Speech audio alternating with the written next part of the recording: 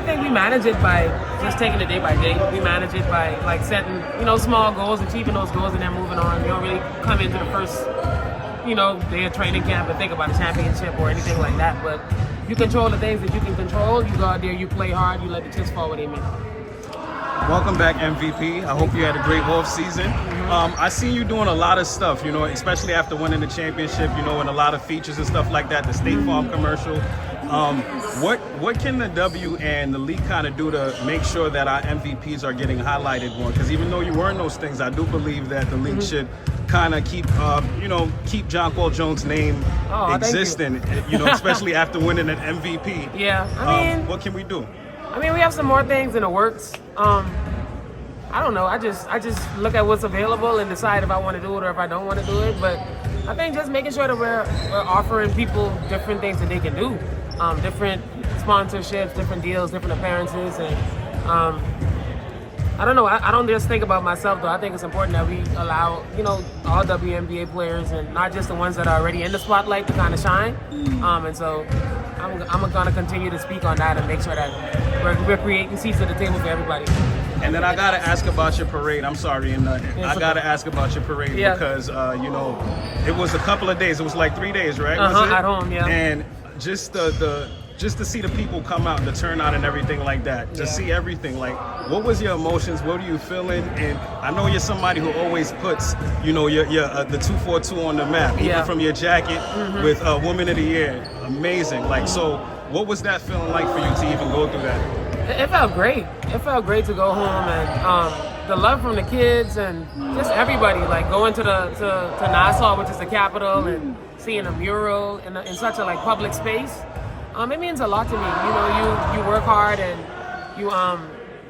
you think about moments where you win a championship, but you don't really think about all of the other things after it. And so to celebrate with my teammates and then go home and be celebrated again, it means a lot because that's who I do it for. It's to empower the younger generation and to also just shine a light on the small country that is the Bahamas. Like the last time we did a census, I think our population was 500,000 people. So some U.S. cities are bigger than that. So it's always important for me to continue to put the Bahamas on the map.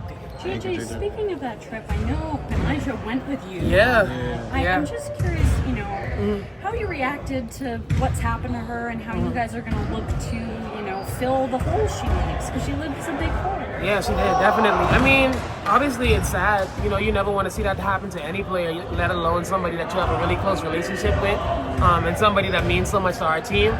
Obviously, it's next woman up, and that's what we're going to have to do. But, she leaves a big hole for us defensively. I think last year and years prior, she was our best one-on-one player. We could just give her the ball in really tough situations and know that she's going to get a bucket or put us in a really good situation. And so we're definitely going to miss her this year. We know we'll be seeing her coming in and out, and I look forward to being able to see her and giving her a hug. Oh, I was going to ask about me, so sorry. Okay, no problem. Hey, JJ, kind of picking back on the parade and going back to the Bahamas. Yeah. You're the first ever MVP, Finals MVP, and Commissions Cup MVP from the Caribbean. So to be that model of excellence for the next generation, how does that make you feel? It makes me feel good. It makes me feel proud. It's just a lot of hard work that goes on behind the scenes, and so when you have things like that kind of validate some of that hard work, it feels really good. Obviously, chasing a championship for so long, finally getting one, great experience. Love it, 10 out of 10, won it again.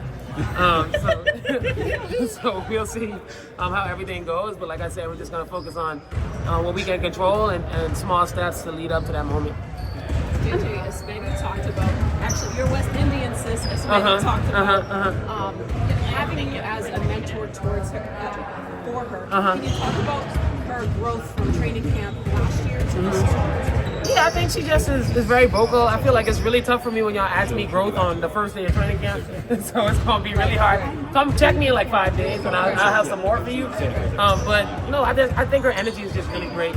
I think when she comes in, she knows who she is. She plays with that fire. And you definitely can see the West Indian in her and the way that she moves and the way that she approaches everything. She's just very intense. Yeah, Taj. So, I think that's just the way that she carries herself, and it comes from her core. Yeah.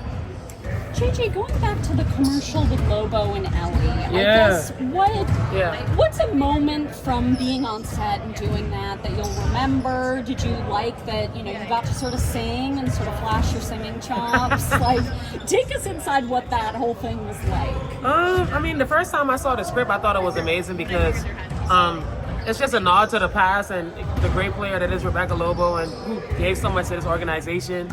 And then me and Ellie kind of being like the current people here that have, just been trying to elevate this organization. So I was really excited to be able to be a part of that first and foremost. I think the biggest thing that stood out to me was just that Ellie was just working that whole day. Like, I'm telling you, me and Rebecca were like in the house and she was like she was doing double takes of her dancing scenes over and over again. And I'm going out there and I'm touching the suit and I'm like, oh my God, you are sweating through the mascot suit. So, and it was really hot in California that day too. So Ellie was like a superstar on the set that day, like just working really, really hard. I think me and Rebecca Lobo kind of had it a little bit, or way easier than Ellie. And Ellie is a professional through and through, for sure. She has a new suit, so it might be more breathable. I hope so, because Ellie was working that day. Yeah, it was hard work. JJ, my last word for you. What's the most non-basketball thing that you got to leak at this off season? Non-basketball thing? Yeah. Honestly, I would say I'm a PC gamer now. I got a Steam Deck. I got a little setup in the apartment. Got a little portable monitor that I can take on the plane with me and set up at the house. So I think I'm getting elite at like PC gaming versus console gaming. You like, think you could go pro in that? You could go pro in PC gaming? I play single player games, so that's the only thing. I don't play like Call of Duty or Fortnite and all that stuff. I'm very much single player, but I'm thinking about starting to stream my stuff, so we'll see. Well, that'll be dope. Yeah.